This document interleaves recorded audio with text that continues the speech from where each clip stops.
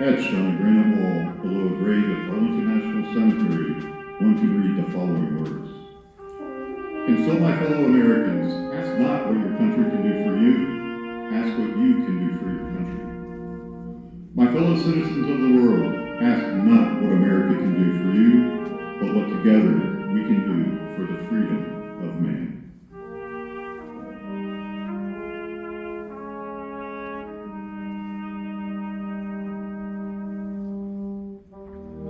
John Fitzgerald Kennedy was born in Brookline, Massachusetts on May 29, 1917. Jack, as he was often called, was the second child of Joseph and Rose Kennedy, and together his parents raised 9 children. He attended Harvard University, where he graduated with honors. In World War II, he served in the Navy in command at PT-109. When the ship was sunk, he risked his life to save his crew. Serving his country helped to shape his thoughts on the future of America's right to defend its freedom. Let every nation know, whether it wishes us well or ill, that we shall pay any price, bear any burden, meet any hardship, support any friend, oppose any foe, to assure their survival and the success of liberty.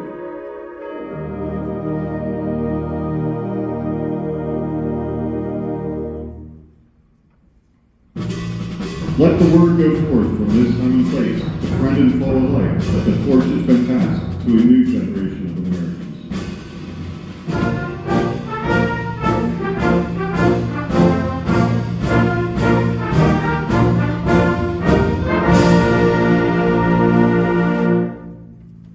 JFK was the youngest man elected to the office of president. He was the first Boy Scout to become president. John Kennedy was the first Roman Catholic president. He was the first president that served in the Navy and the first to have earned the Purple Heart. The main challenges of his term in office were conflicts with Cuba, Russia, Vietnam, the Mafia, and concerns regarding civil rights. Here are the words of newly elected President Kennedy as he prepared to face the uncertainty of what would surely become his lasting legacy. In the long history of the world, only a few generations have been granted the role of defending freedom. In its hour of maximum danger, I will not shrink from this responsibility. I welcome it.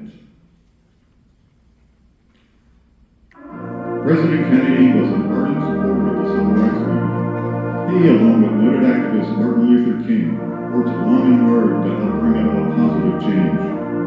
On June 11, 1963, he addressed the nation and proclaimed the following thoughts. This nation was founded by men of many nations and backgrounds. It was founded on the principle that all men are created equal, and that the rights of every man are diminished when the rights of one man are threatened. I am therefore asking the Congress to enact legislation giving all Americans the right to be served at facilities which are open to the public: hotels, restaurants, theaters, retail stores, and similar establishments. This seems to me to be an elementary right. Its denial is an arbitrary iniquity that no American in 1963 should have to endure.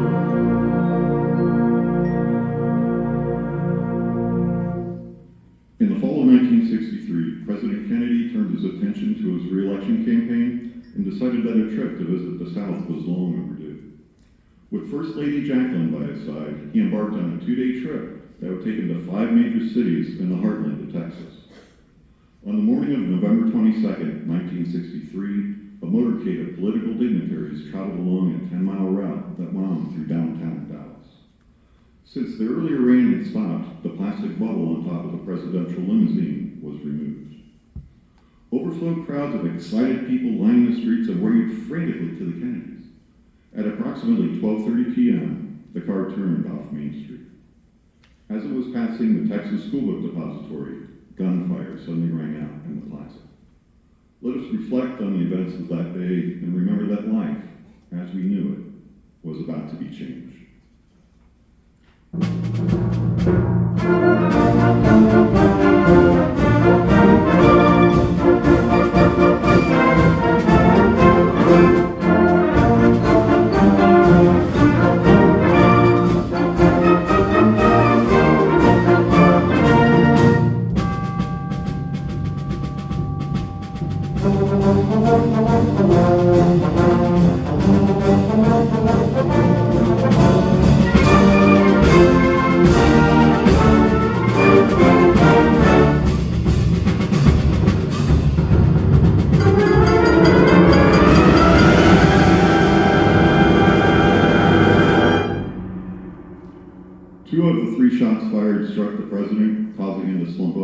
Mrs. Kennedy.